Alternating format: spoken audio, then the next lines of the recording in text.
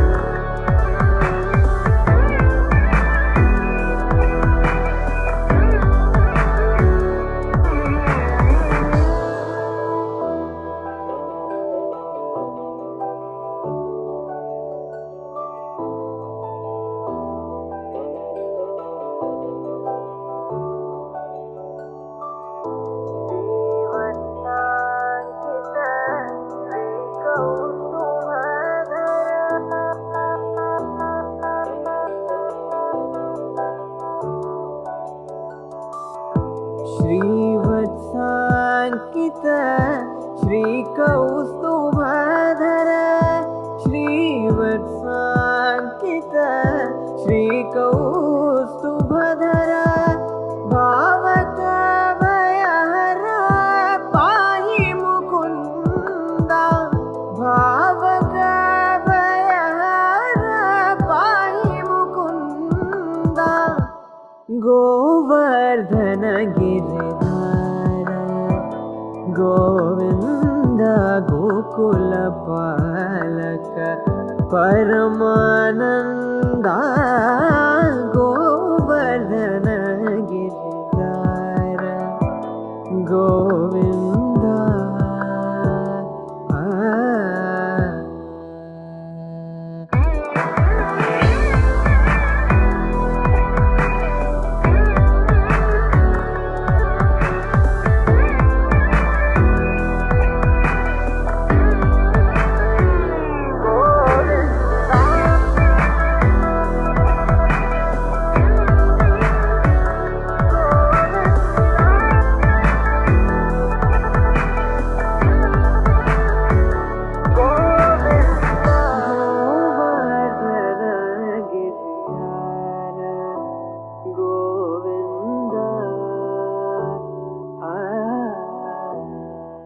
गोवर्धन गिरिधार गोविंद गोकुलपाल परमानंद गोवर्धन गिरिधार गोविंद गोकुलपाल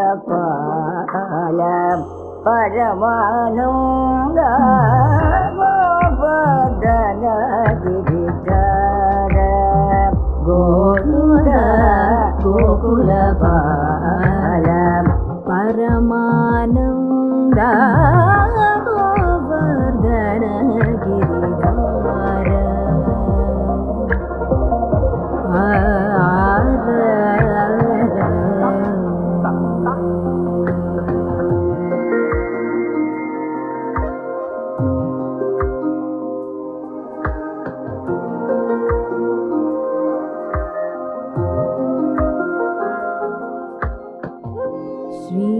श्रीवत्साङ्कित श्रीकौस्तुभधर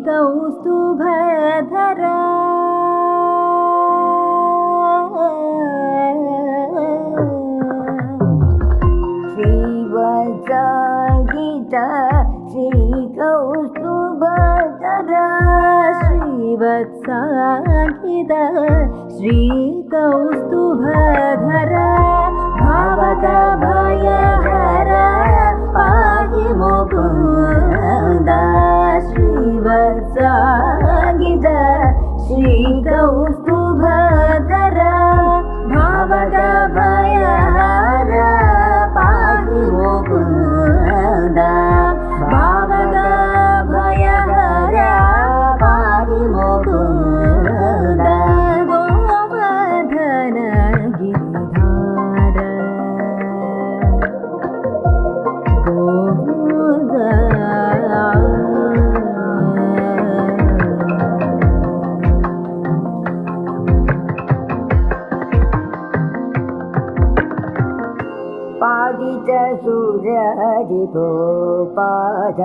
ಪಾದಪವೃಂದ ಪಾದಿತ ಸೂರರಿಭೋ ಪಾದಪವೃಂದ ಪಾವನ ಶರೀರ ಪರಮೃದಗಂಧ ನಾಟ್ಯರಸೋತ್ಕಟ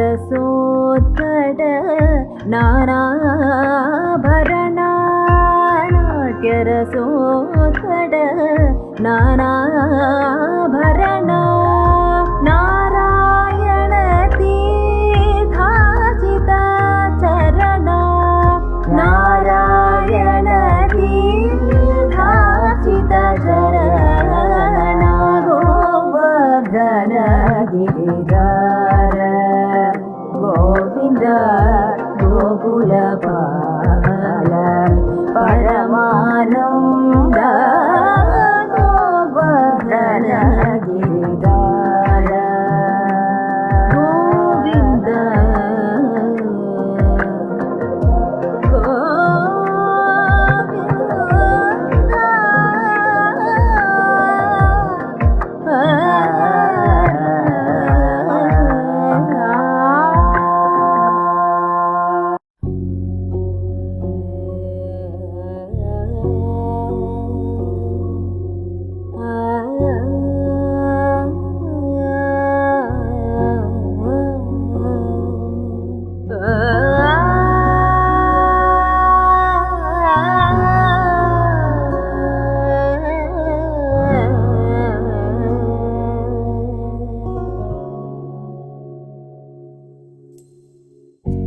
ಮಾಧವ ಮಾಮವ ದೇವ ಕೃಷ್ಣ ಯಾದವ ಕೃಷ್ಣ ಯದುಕುಲ ಕೃಷ್ಣ ಮಾಧವ ಮಾಮವ ದೇವ ಕೃಷ್ಣ ಯಾದವ ಕೃಷ್ಣ ಯದುಕುಲ ಕೃಷ್ಣ ಮಾಧವ ಮಾಮವ ದೇವ ಕೃಷ್ಣ ಯಾದವ ಕೃಷ್ಣ ಯದುಕುಲ ಕೃಷ್ಣ ಮಾಧವ ಮಾಮವ ದೇವ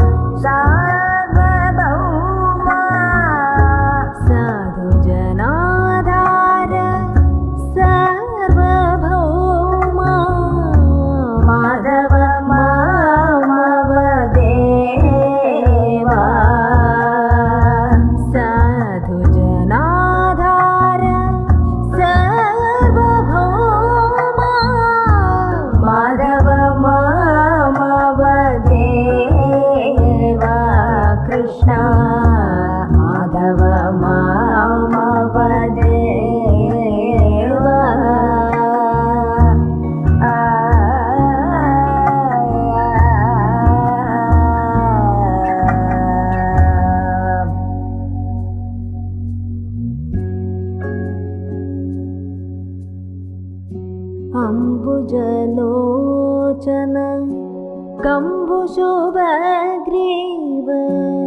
अंबुजलोचन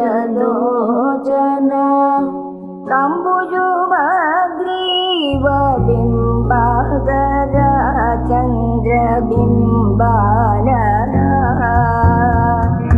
गांगेय नागग्रे रत्नसुमौक्तिक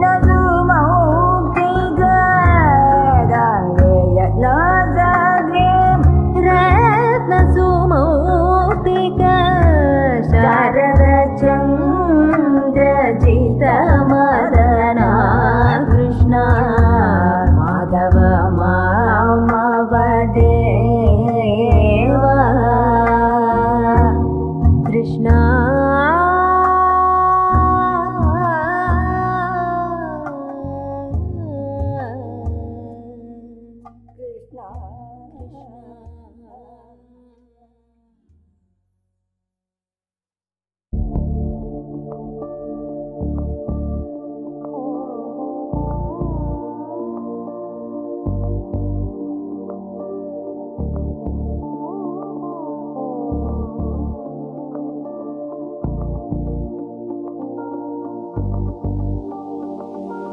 सामनिगमज सुधामय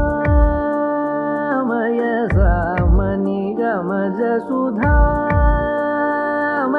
सामनिगमज सुधामय गान सामनिगमज सुधामय गान सामनिगमज सुधामय गान विचक्षण गुणशील दयालवालमा फलय सामजवर गमन सामनिगमज सुधामय गान विचक्षण गुणशील दयालवालमा फलय सामजवर गमन सामजवर गमन साधु हे सामजवर गमन साधु हे सामजवर गमन साधु हे सामजवर गमन साधु हे सारसाब्जपाल कालातीत विख्यात सामजवर गमन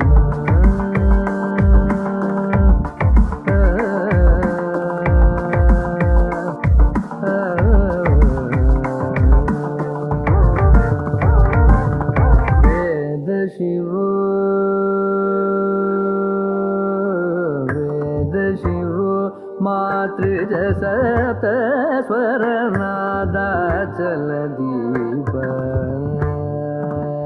वेद शिवो मातृज सप्त स्वर नादा चल दीप वेद शिवो मातृज सप्त स्वर नादा चल दीप स्वीकृत यादव कुल मुरली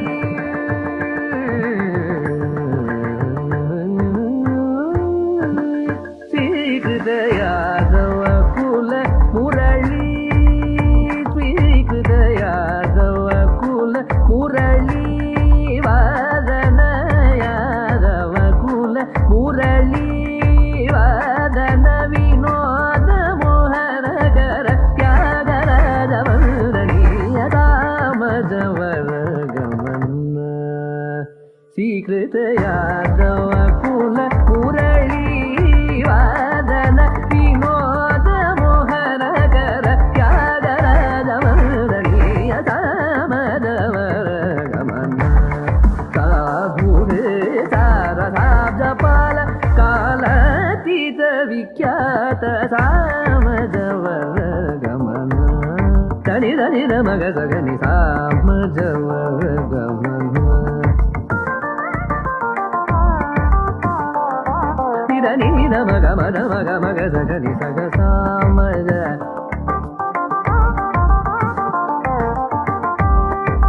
सा सा सा नि धनि सग सग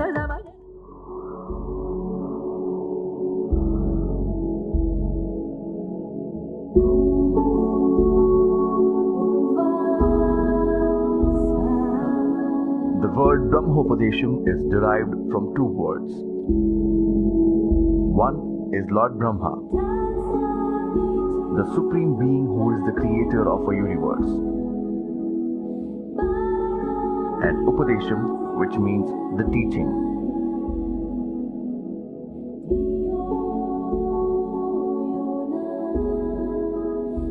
The Vatu is taught the secret of life during the ceremony of Brahmopadesham, the ultimate reality, also called the Gayatri Mantra.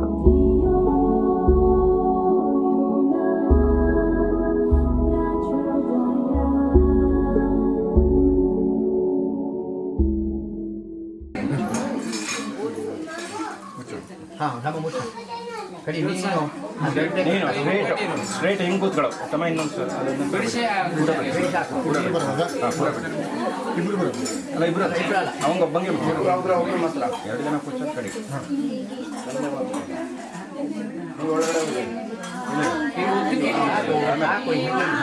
ಪ್ರದೇಶಕ್ಕೆ ಅದು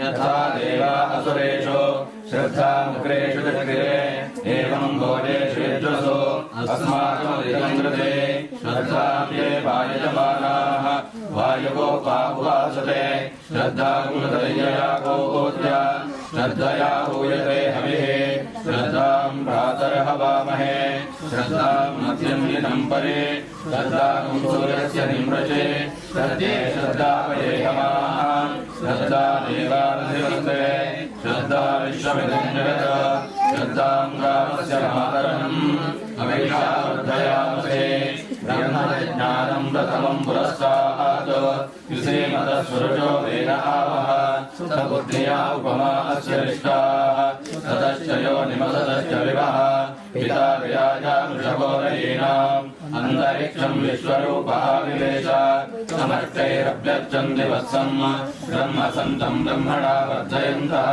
ब्रह्मदेवान् जनयत ब्रह्म विश्वमिदं जगत् ब्रह्मणा क्षत्रं निर्मितं ब्रह्म ब्राह्मण आत्मा अन्तरस्मिन्निमे लोकाः अन्तर्विश्वमिदं जगत् ब्रह्मैव भूतानां ज्येष्ठं तेन कोरतिस्पर्धितुं ब्रह्मन् देवाश्रयस्त्रिगुणः ब्रह्मन्निन्द्र प्रजापते ब्रह्मन् हविष्वा भूतानि नावेवान्तस्माहिता ततस्राशा प्रजगन्पग्नयः मन्नो यज्ञं नयतु प्रजानन् धृतं विन्वन्दजरमुसुलीरम् ब्रह्म समित्ववत्या उदीनाम् मेधा देवे युषमानानागात् विश्वाके भद्रासुमनस्य मानान् स्वया जुष्टानुदमाना दुरुक्तान् बृहद्वदेम विदथे सुलीलाः स्वया जुष्टरतिर्भवति देवित्वया ब्रह्मा गतश्रीरुतत्वया स्वया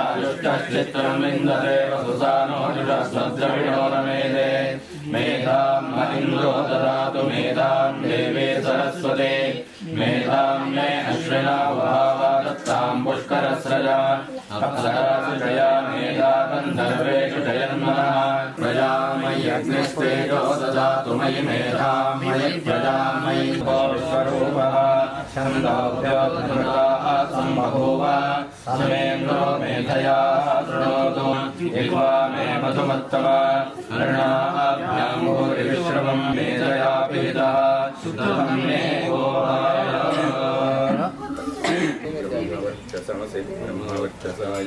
ಅಪ್ಪನೇ ನೋಡ ಅವನ್ ಸರಿಯಾ ಸರಿಯಾ ಹಂಗೆ ತಿರುಗಿ ಇಟ್ಲಿ ಸ್ವಾಹ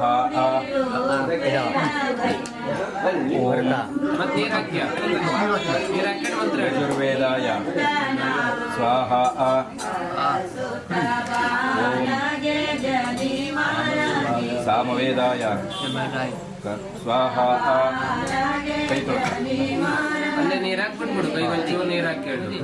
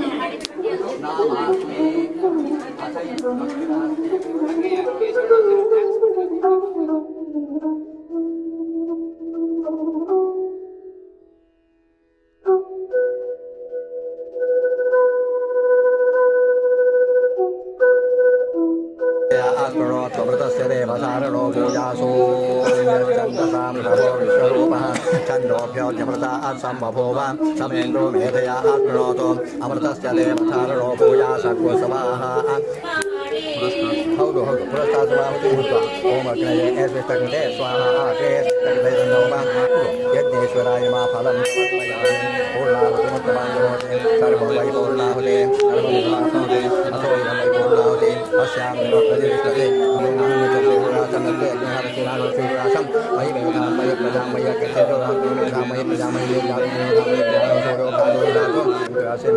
ಮಹಾನ್ ಅಧ್ಯಕ್ಷ ಯಜ್ಞಪುರುಷಾನ್ ಗಂಧಪುಷ್ಪಾಂತರಾಂತಮರ್ಪಯಾಮಿ ಅಗ್ನಿಂ ತಜ್ಜಯತೆ ಯಾತವೇದಮುದಾಸನಂ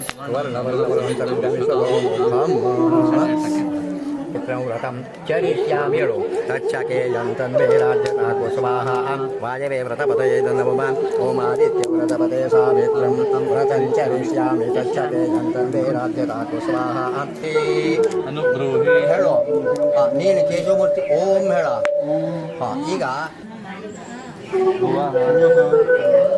भर्गो देवस्य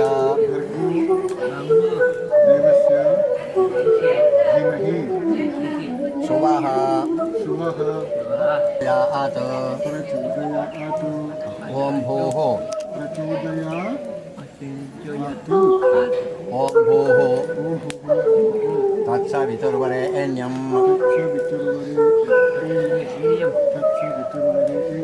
भर्गो देवस्य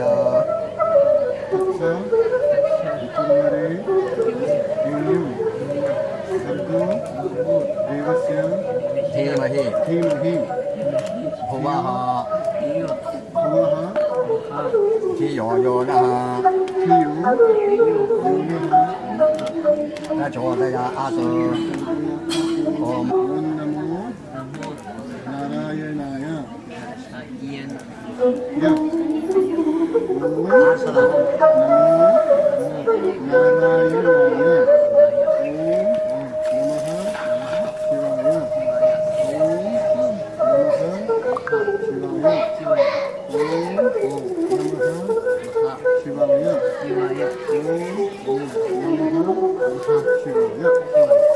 आता हाँ ये काम ठीक है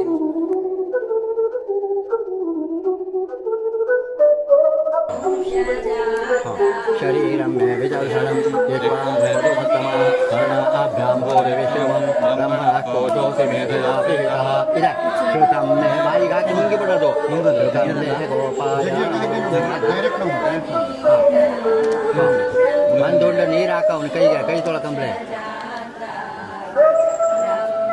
ಕೈ ತೊಳಕ उद्भयन् सूर्यं नोडि उद्भयन् तमसस्तरे पश्यन्तो ज्योतिरुत्तरं देवं देवता सूर्यमगन्वज्योतिरुत्तमम् अथैनं वत्स्यमानमं तै शिक्षयति यथा कर्म कुरु करिष्यामि हेळो मादिवासु सुप्ताः न स्वप्स्यामि आचरिष्यामि हेळो उदकुम्भं चाहर आहरिष्यामि हेळो आचार्याधीनो वेदमधीष्व अध्येष्ये हेळो हारियन्त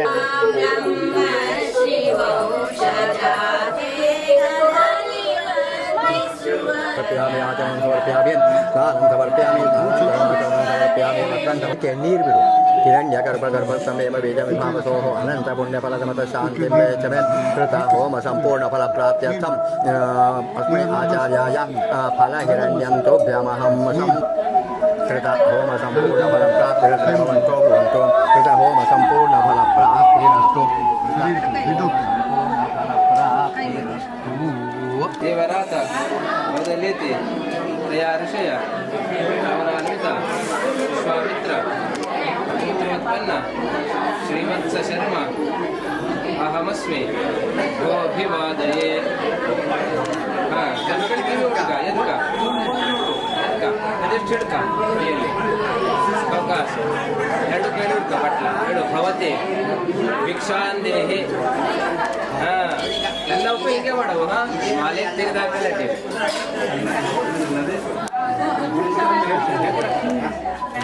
ಎದ್ದು ಆದ್ರೂ ಮತ್ತೆ ಎಂತ ಮಾಡೋದು ಎಲ್ಲ ಅಜ್ಜನ ನಿಲ್ಸೋಣ ಬೇಕಾದ್ರೆ ಅದು ಗಾಯಿ ಇದವರ ಅಕ್ಷರ ತಟ್ಟೆ ಮುಂದೆ ತಗೋತು ತಡಿ ಇಲ್ಲಿದ್ದೆ ಖಾಲಿ ಮಾಡಲು ಅದಕ್ಕೆ ಹಾಕಿರ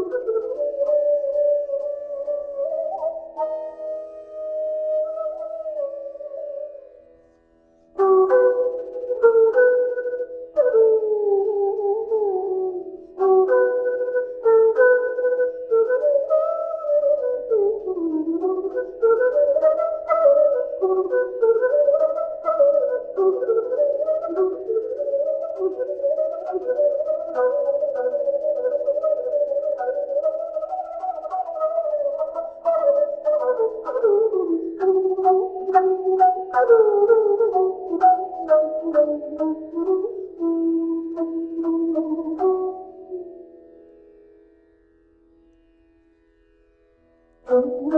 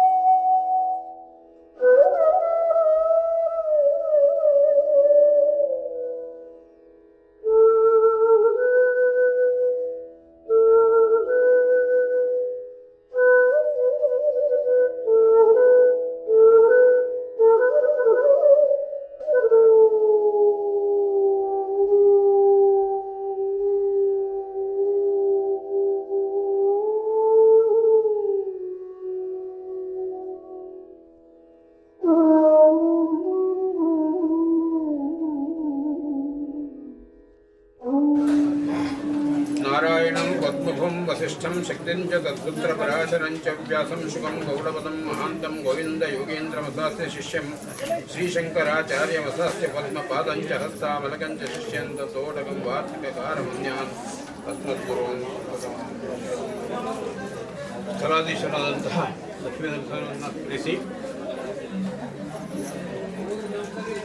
ಅನಿರೀಕ್ಷಿತವಾಗಿ ಬಂದಂತಹ ನನಗೆ ಏನೋ ಒಂದು ಸಣ್ಣ ಅವಕಾಶವನ್ನು ಕೊಟ್ಟಿದ್ದಾರೆ.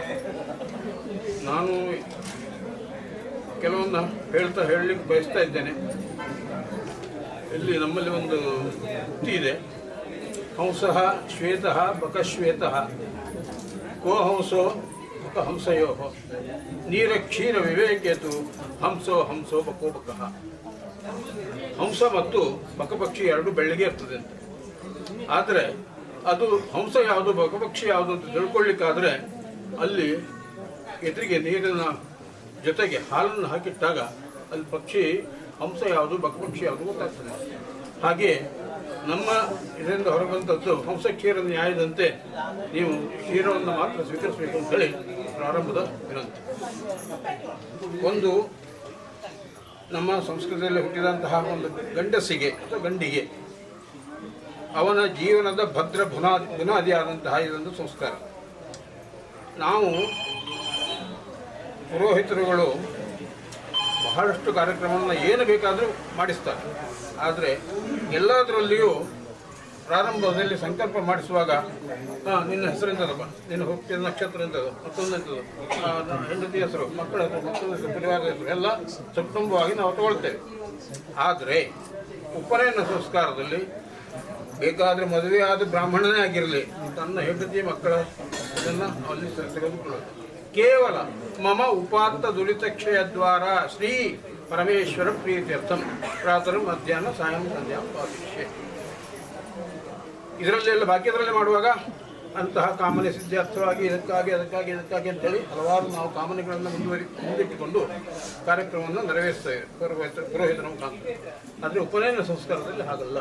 ಕೇವಲ ಮಮ ಉಪಾತ್ತ ದುರಿತಕ್ಷಯದ್ವಾರ, ನಾನು ನನ್ನ ಜೀವನದಲ್ಲಿ ಅಥವಾ ಪ್ರತಿನಿತ್ಯದ ಜೀವನದಲ್ಲಿ ಏನನ್ನ ಒಳ್ಳೆಯದನ್ನೋ ಕೆಟ್ಟದನ್ನೋ ಅರ್ಜಿಸುತ್ತೇನೋ ಅಥವಾ ಸಂಪಾದಿಸುತ್ತೇನೋ ಪ್ರಾಪ್ತ ಹೊಂದುತ್ತೇನೋ ಅದರ ದುರಿತ ಏನಾದರೂ ಪಾಪಾಂಶಗಳಿದ್ದರೆ ಅದು ನಿವಾರಣೆಯಾಗಬೇಕು ಹೇಳುವ ಉದ್ದೇಶದಿಂದಲೇ ಪ್ರಾತಃ ಮಧ್ಯಾಹ್ನ ಸಂಧ್ಯಾವನ್ನು ನಾನು ಮಾಡ್ತೇನೆ ಹೇಳುವಂಥದ್ದೇ ಅಲ್ಲಿಯ ಸಂಕಲ್ಪ.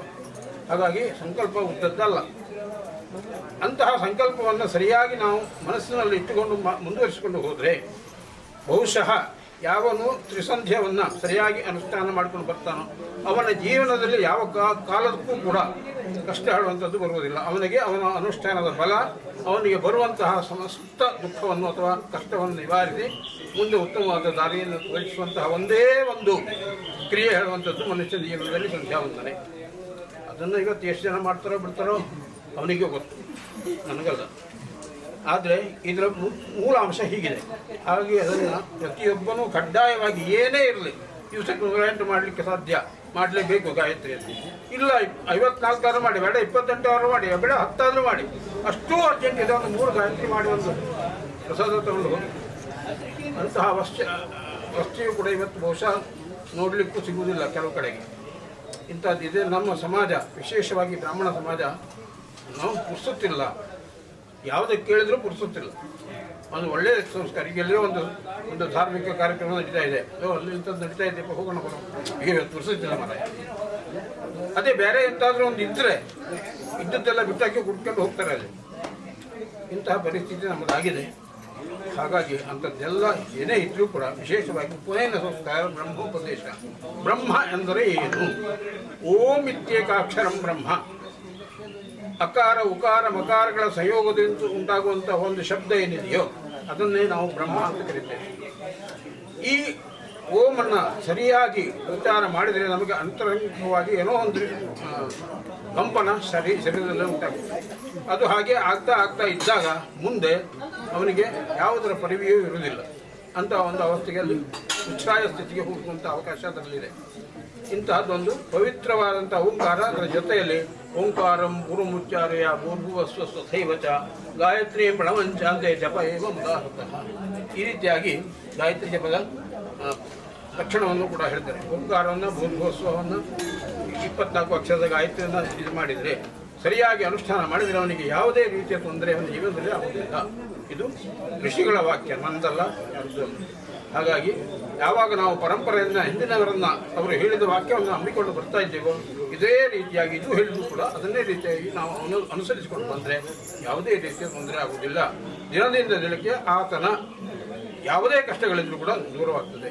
ಇನ್ನು ಉಪನಯ ಸಂಸ್ಕಾರ ಮಾಡುವಾಗ ನೋಡಿ, ಹಲವಾರು ಕ್ರಿಯೆಗಳು ಇದರಲ್ಲಿ ಈ ಯಜ್ಞೋಪವೀತದಲ್ಲಿ 3 ಒಂದೇ ನೂಲನ್ನು 3 ಸುತ್ತಾಕಿ ಒಂದು ಗಂಟನ್ನು ಹಾಕ್ತಾರೆ. ಅದಕ್ಕೆ ಬ್ರಹ್ಮಗಂಟು ಹೇಳ್ತಾರೆ. ಆ 3 ಇದರಲ್ಲಿ ತ್ರಿಶಕ್ತಿ, ತ್ರಿಮೂರ್ತಿ, ತ್ರಿಗುಣ ಇತ್ಯಾದಿ 3 ಶಕ್ತಿಗಳು ಏನೆಲ್ಲ ಇದೆಯೋ ಅದೆಲ್ಲ ಅದರಲ್ಲಿ ಅಡಕವಾಗಿದೆ.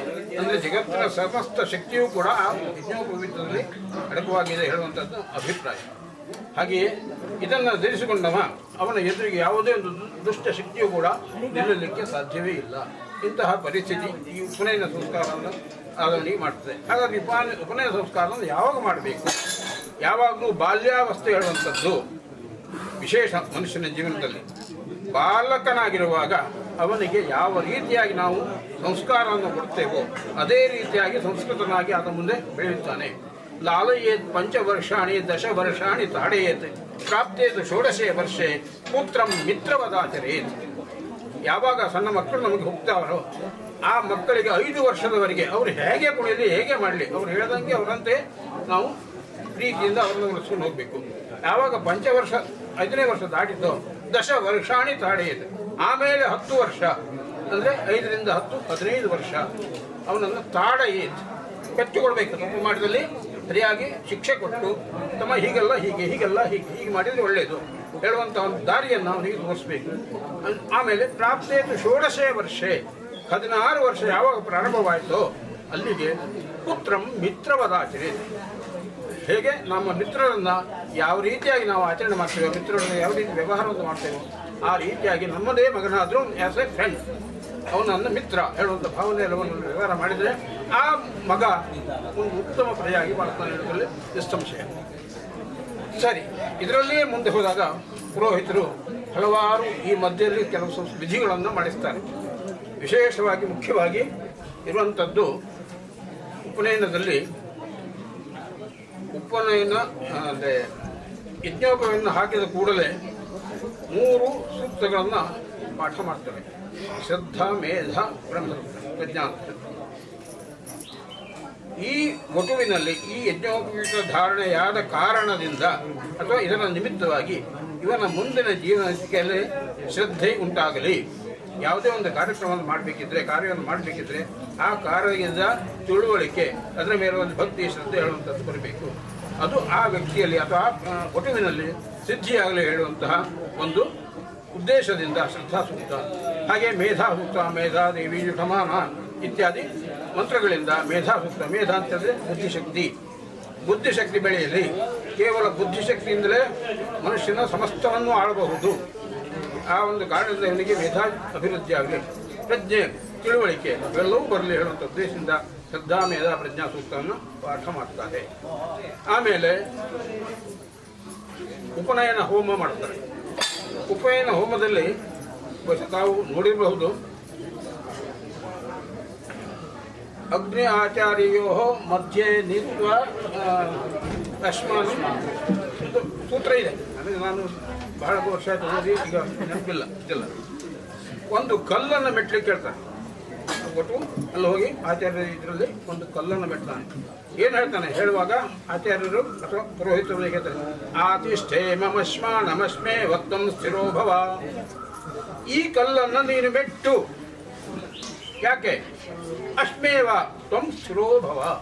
ಈ ಕಲ್ಲು ಹೇಗೆ ಸ್ಥಿರವೋ, ಎಷ್ಟೇ ಮಳೆ ಬರಲಿ, ಎಷ್ಟೇ ಹೊಳೆಗಟ್ಟಲಿ, ಎಷ್ಟೇ ಗಾಳಿ ಬರಲಿ, ಎಷ್ಟೇ ಬೆಂಕಿ ಬೀಳಲಿ, ಏನೇ ಆದರೂ ಆ ಕಲ್ಲಿಗೆ ಏನೂ ಆಗುತ್ತಿಲ್ಲ. ಹಾಗೆಯೇ ಮುಂದೆ ನಿನ್ನ ಜೀವನದಲ್ಲಿ ಯಾವುದೇ ರೀತಿಯ ತೊಂದರೆಗಳು ಬರಲಿ, ಯಾವುದೇ ಅವಾಂತರ ಉಂಟಾಗಲಿ, ಯಾವುದೇ ಭಯ ಬರಲಿ, ಏನೇ ಇದ್ರೂ ಕೂಡ ನೀನು ಈ ಕಲ್ಲು ಹೇಗೆ ನಮ್ಮ ಪ್ರಪಂಚದಲ್ಲಿ ಸ್ಥಿರವಾಗಿ ಉಳಿತದೆಯೋ ಅಂತೆಯೇ ನೀನು ಕೂಡ ನಿನ್ನ ಮುಂದಿನ ಜೀವನದಲ್ಲಿ ಸ್ಥಿರವಾಗಿ ಇರಬೇಕು. ಯಾವುದೇ ವ್ಯಕ್ತಿಯ ಅಥವಾ ಯಾವುದೇ ಶಕ್ತಿಯ ಯಾವುದೇ ರೀತಿಯ ಊಹಾಪೋಹಗಳಿಗೆ ಅಥವಾ ಯಾವುದಾದ್ರು ಅಪಶಬ್ದಗಳಿಗೆ ಅಥವಾ ಒಂದು ಹೇಳಿಕೆ ಕೇಳಿಕೆಗಳಿಗೆ ಮನಗೊಡದೆ ನಿನ್ನ ಮನಸ್ಸು ನಿನಗೆ ಯಾವ ರೀತಿಯಲ್ಲಿ ದಾರಿ ತೋರಿಸ್ತದೆಯೋ ಮಾಮ ಉಪಾತ ದುರ್ಚಕ್ಷ ದ್ವಾರ ಹೇಳುವಂಥದ್ದನ್ನ ಸಂಕಲ್ಪ ಮಾಡಿಕೊಂಡು ನೀನು ಮುಂದೆ ಹೋಗ್ತಾ ಇದ್ದೀಯೋ ಅದೇ ರೀತಿಯಲ್ಲಿ ಅದೇ ದಾರಿಯಲ್ಲಿ ಆ ಪರಮಾತ್ಮನಿಗೆ ಯಾವ ದಾರಿಯನ್ನು ತೋರಿಸ್ತಾನೋ ಅದೇ ರೀತಿಯಲ್ಲಿ ಮುಂದುವರಿ ಹೇಳುವಂಥ ಉಪದೇಶವನ್ನು ಅಥವಾ ಆ ವ್ಯವಹಾರವನ್ನು ಅಲ್ಲಿ ಅವರಿಗೆ ತೋರಿಸ್ತಾರೆ. ಈ ಕರ್ಮದಿಂದ ಇದು ಸಿದ್ಧವಾಗ್ತದೆ. ಇನ್ನು ಇವತ್ತಿನ ಕಾಲಮಾನ ಹಾಗೆ ಬಂದಿದೆ, ಎಂತ ಮಾಡಲಿಕ್ಕೆ ಬರುವುದಿಲ್ಲ. ಕೊನೆಯ ಕಾಲವನ್ನೇ ಹೇಳ್ತಾರೆ, ಜನ್ಮತ ಪಂಚಮೇ ಷಷ್ಠೇ ಅಷ್ಟಮೇ ಸಪ್ತಮೇ ಅಷ್ಟಮೇ ವಾವು ಕೊನೆಯ ಕಾಲ. ಹುಟ್ಟಿದ ಮಗು 5 ವರ್ಷ 6, 7 ಗರ್ಭಾಷ್ಟಮ ಇವು ಉಪನಯನಕ್ಕೆ ಮುಖ್ಯ ಕಾಲ. ನಮ್ಮಲ್ಲಿ ಆಚಾರ್ಯ ಶಂಕರರು ಉಪನೀತಸ್ಸ ಪಂಚಮ ವರ್ಷದಲ್ಲಿ ಶಂಕರಾಚಾರ್ಯರಿಗೆ ಉಪನಯನವಾಗಿತ್ತಂತೆ. ಹಾಗೆ ಅವರ ಮುಂದೆ ಜೀವನ ಹೇಗಾಯಿತು ನಮಗೆಲ್ಲರಿಗೂ ನಿದರ್ಶನ. ಹಾಗೆ ಎಷ್ಟು 5ನೇ ವರ್ಷದಿಂದ ಎಷ್ಟು ಬೇಗ ಉಪನಯನವಾಗ್ತದೆಯೋ ಅಷ್ಟು ಉಜ್ವಲವಾದಂಥ ಭವಿಷ್ಯ ಉಜ್ವಲವಾದ ಜೀವನ ಆ ವ್ಯಕ್ತಿಗೆ ಉಂಟಾಗ್ತದೆ. ಯಾಕೆಂದರೆ ಮನಸ್ಸು ವಿಶೇಷವಾಗಿ ಹರಡುವುದಿಲ್ಲ, ಏಕಾಗ್ರತೆಯಲ್ಲಿ ಮುಂದೆ ಹೋಗುವಂಥ ಒಂದು ವಯಸ್ಸು. ಆ ಕಾಲದಲ್ಲಿ ಜಪ ಅನುಷ್ಠಾನ ಯೋಗಾದಿಗಳನ್ನು ಮಾಡಿದರೆ ಅವನಿಗೆ ಅದರ ಸಂಪೂರ್ಣ ಸಿದ್ಧಿ ಉಂಟಾಗ್ತದೆ ಹೇಳುವಂಥ ಉದ್ದೇಶವನ್ನು ಇಟ್ಟುಕೊಂಡು ಹಿಂದಿನ ನಮ್ಮ ಬೋಧಾಯನಾದಿ ಪೂರ್ವಾಚಾರ್ಯರು ಈ ರೀತಿಯಾಗಿ ಸೂತ್ರದಲ್ಲಿ ಬರೆದಿದ್ದಾರೆ. ಅದನ್ನೇ ಅನುಸರಿಸಿಕೊಂಡು ಹೋದಾಗ ಈ ಎಲ್ಲವೂ ಮನುಷ್ಯನ ಜೀವನದಲ್ಲಿ ಒಂದು ಉತ್ತಮವಾದಂತಹ ಮಾತನ್ನು ಕಂಡುಕೊಂಡು ಹೋಗಬಹುದು. ಯಾವಾಗ ಜನ್ಮನ ಜಾಯತೆ ಜಂತು, ಒಂದು ಮಗು ಹುಟ್ಟಿತು ಅಂತಾಗ ಅದು ಒಂದು ಕೇವಲ ಒಂದು ಜಂತುವಿಗೆ ಸಮಾನ. ಅದರಲ್ಲಿ ಯಾವುದೋ ಒಂದು ಕಾಡು ಜಂತಿಗೂ ಅಥವಾ ಯಾವುದೋ ಒಂದು ಪ್ರಾಣಿಗೂ ಯಾವುದೇ ವ್ಯತ್ಯಾಸ ಇಲ್ಲ. ಸಂಸ್ಕಾರ ದ್ವಿಜ ಉಚ್ಯತೆ. ಆ ಹುಟ್ಟಿದ ವ್ಯಕ್ತಿಯ ಮುಂದೆ ತನ್ನ ಜೀವನದಲ್ಲಿ ಯಾವ ರೀತಿಯ ಸಂಸ್ಕಾರವನ್ನು ಮಾರ್ಗದರ್ಶನವನ್ನು ಹಿಂದಿನವರು ಹಿರಿಯರು ದೊಡ್ಡವರು ಮಾಡ್ತಾರೋ ಅದನ್ನು ಅನುಸರಿಸಿಕೊಂಡು ಆ ಮುಂದೆ ಹೋದರೆ ಅವನು ದ್ವಿಜ ಉಚ್ಯತೆ. ದ್ವಿಜನ್ಮ, 2ನೇ ಸಾರಿ ಜನ್ಮವನ್ನು ಪಡೆಯುತ್ತಾನೆ. ಯಾವಾಗ ಉಪನಯನ ಸಂಸ್ಕಾರ ಆಗ್ತದೆಯೋ ಅಲ್ಲಿಗೆ ಅವನಿಗೆ ದ್ವಿಜನ್ಮ ಅಂತ 2ನೇ ಬಾರಿ ಜನ್ಮ ಪಡೆಯುತ್ತಾನೆ ಹೇಳುವಂಥದ್ದು. ಹೀಗಾಗಿ ಇಂತಹ ಒಂದು ಉತ್ತಮ ಸಂಸ್ಕಾರವನ್ನು ಇವತ್ತು ಬಂಧು ಬಾಂಧವರ ಒಳಗೂಡಿ ನೀವು ಮಾಡಿದ್ದೀರಿ. ಅದರಂತೆಯೇ ಈ ವಧುವು ಕೂಡ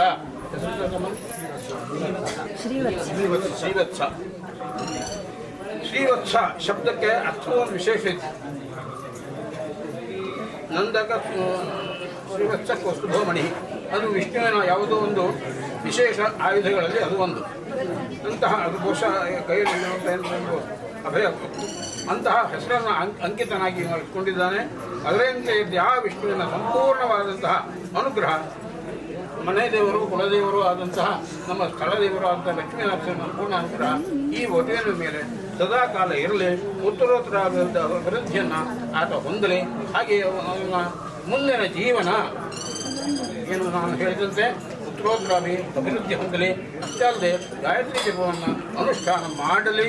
ಅದಕ್ಕೆ ತಂದೆ ತಾಯಿಗಳು ಸದಾ ಕಾಲ ಪ್ರೋತ್ಸಾಹ ಕೊಡಲಿ ಹೇಳುವಂಥದ್ದು ನನ್ನ ಪ್ರಾರ್ಥನೆ.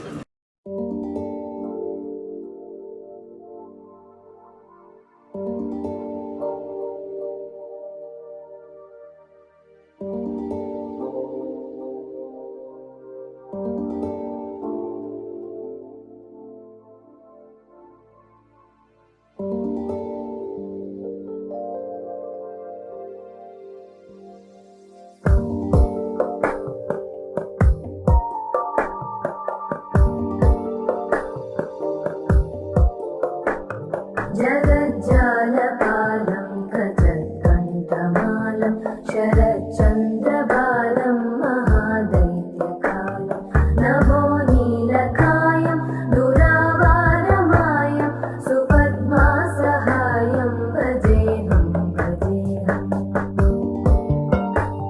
सदाम्बोधिवासं गलत्पुष्पहासं जगत्सन्निवासं शतादित्यभासं गदाचक्रशस्त्रं लसत्पीतवस्त्रं हसच्चारुवक्त्रं भजेऽहं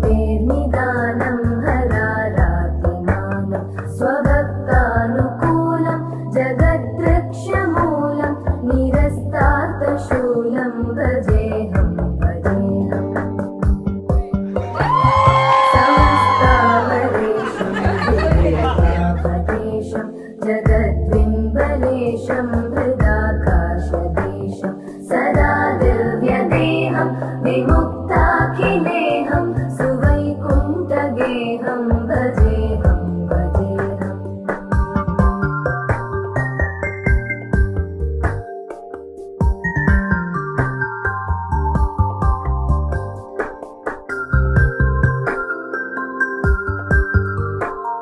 सुराली बलिष्ठं त्रिलोकी वरिष्ठं गुरूणां गरिष्ठं स्वरूपैकनिष्ठं सदा युद्धधीरं महावीरधीरं भव